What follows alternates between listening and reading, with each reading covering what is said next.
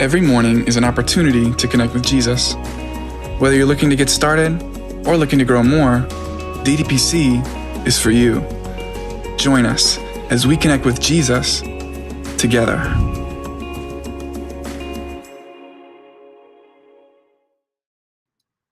Am I live?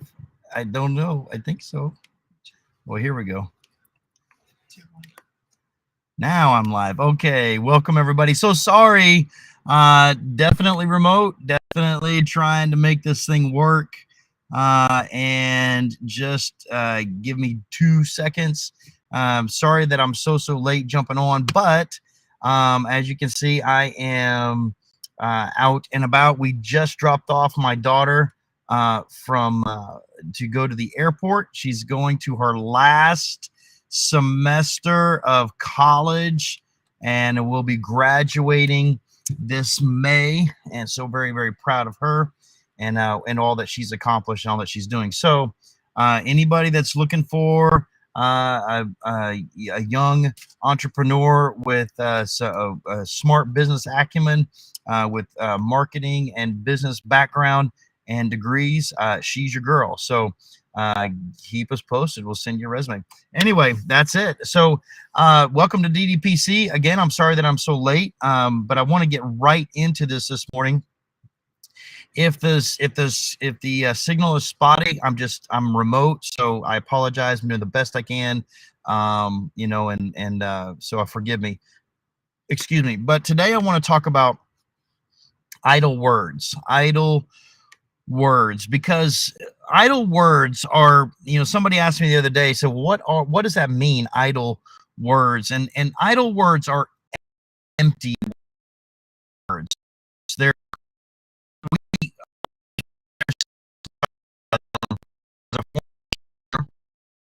sometimes that sarcasm can be mixed with a sharp tone. So the sarcasm are words. They're words that you say something and you have a double meaning, right? They're words that are not life-giving, but they are tear down. They're not affirming or encouraging, but they are destructive and just not necessary, right? The book of Proverbs urges us to speak less rather than saying something offensive, right?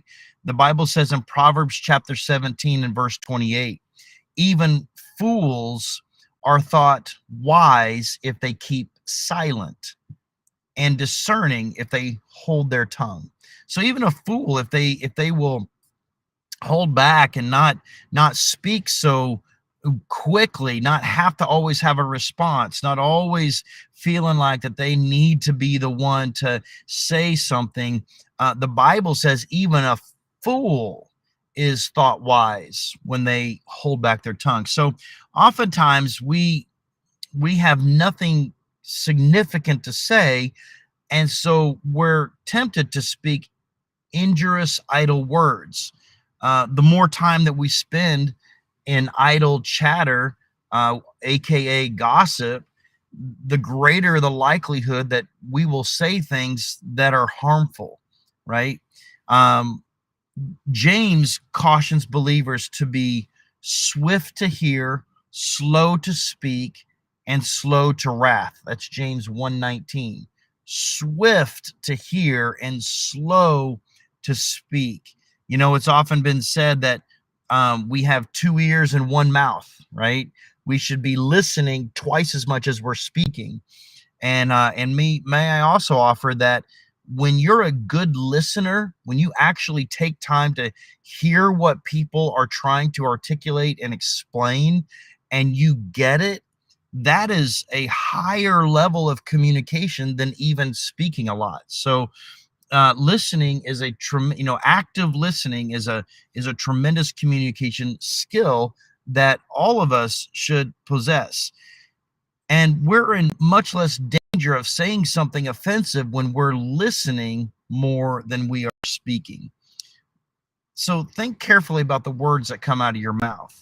As Christians, we should speak only words that are uplifting and encouraging and bring grace to others. And that doesn't mean that you can't say something hard. Sometimes people need to hear the hard, unadulterated truth, but you can speak it in love. And that's what the Bible says. You can be firm but loving. Ephesians chapter 4 and verse 29, Paul says this. He says, do not let any unwholesome talk come out of your mouths, but only what is helpful for building others up according to their needs, that it may benefit those who listen. Do you need to speak less? Do you need to be more careful about the kinds of humor that you use? This has been something that I've had to monitor and temper and change and adjust a lot in my life, especially in seasons in my life. And may I also offer, man, know your audience, know who you're talking to, because just because you can speak a certain way to your family doesn't mean that you can speak that way to even a friend. Just because because people come from different backgrounds and they have different grids for humor and communication, and I have learned the hard way that sometimes you can have what could seem to be harmless fun, but it causes a deep wound. Jesus spoke plainly about idle words, and yet his warning often goes unheeded. Jesus said that for every idle word, this is what Jesus said, for every idle word, there will be a time of accounting in the day of judgment. We would expect Jesus to condemn profanity. We expect Jesus to condemn vile uses of the tongue, but idle words, it's Matthew chapter 12, verse 36. Jesus said, but I say to you that for every idle word that men may speak, they will give account of it in the day of judgment. And, too quickly we assume that the sins of our tongue are minor sins, that our joking or our comment was just like it was little, and that God would overlook that. Yet Jesus was fully aware of the devastating nature of words. For the idle words that come from our mouths give a very very clear picture of the condition of our heart. The Bible says from the abundance of a person's mouth, Matthew 15, verse 18, the abundance of a person's mouth comes from the heart, and this is what defiles them. That's what it says. So in fact, if you read back in verse 17, Matthew 15, 17, it says, do you not see that whatever enters in the mouth goes into the stomach and then out of the body? But the things that come out of a person's mouth come from the heart, and that's what defiles him. For out of the heart comes evil thoughts and murder and adultery and sexual immorality and theft and false testimony and slander. These are what defile a person. But eating and then they were talking about eating things without washing your hands, and that's what they're being chastised. And Jesus like, yo, listen, fine. I understand you need to be sanitary, but understand what's coming out of your mouth is so soul destructive, and so we must be cognizant of that. So anyway, I just wanted to share with you this idea. I had a big discussion with somebody earlier this week about their idle words and their response, because they got themselves in some trouble because of something that they had done, and it caused a lot of hurt. It caused a lot of hurt. And I tried to explain to that person, it's like, listen, I know that you didn't mean to hurt that person with your words, but that person got cut deep, and they are deeply, deeply hurt. And and so they've been working at trying to rectify that relationship. And so our words matter, man. And we need to take inventory of the fact that we're blessed with people in our lives. We're blessed with family and friends and acquaintances and coworkers. So why not take the opportunity to invest in them, to encourage them and lift them up and make them feel valued and special, because that's what they are. The people that God has put in your sphere of influence are there not for you to poke at, but to lift up and to encourage, and to, the Bible says, to spur one another on, and so we, Paul says that I would that you would all prophesy one to the other, to edify and to encourage one another, and with songs and hymns and spiritual songs.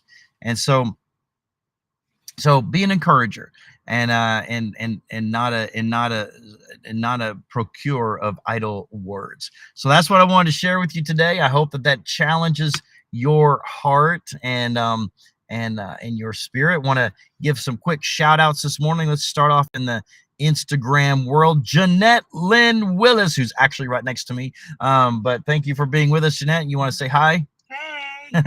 Got Diane Riley here. Mark G's with us. Samantha Endress, Esther Grantham, Ben Smith, Jackie Sullivan, CB Fur, Roger is on today. Fuse is on with us. What's up, Fuse? College and career young adults. Kate Williams on with us. God bless you.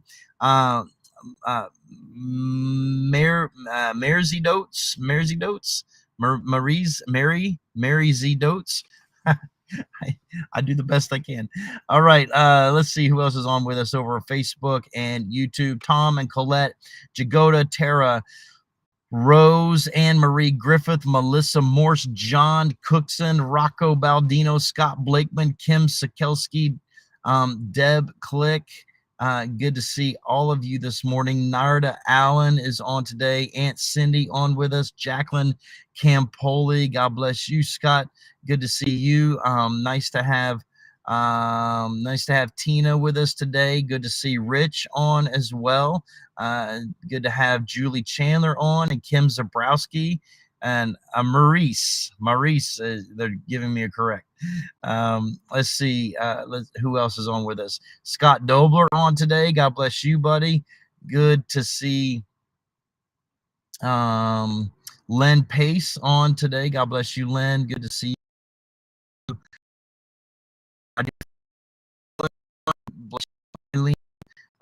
Good to have you on this morning. God bless you, Dad. Good to see Lopez with us. You, Lauren, to have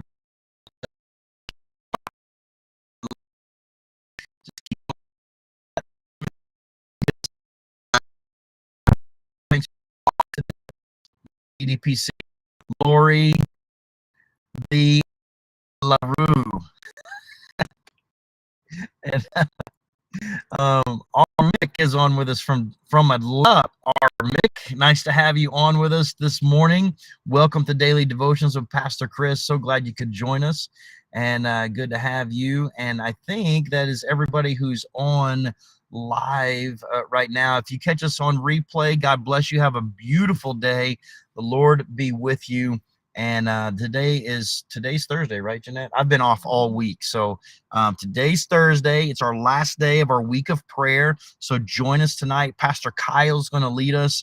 Tonight's going to be a fantastic evening just in prayer as we round out our week of prayer. And today's the last day of Ddpc for this week. So I will be back on Monday. So until then, God bless you. Our Mick is Robin Michaels. Oh, Robin Michaels. Okay, I did not know. I didn't know your YouTube handle and why you're in Atlanta. So, but good to have you.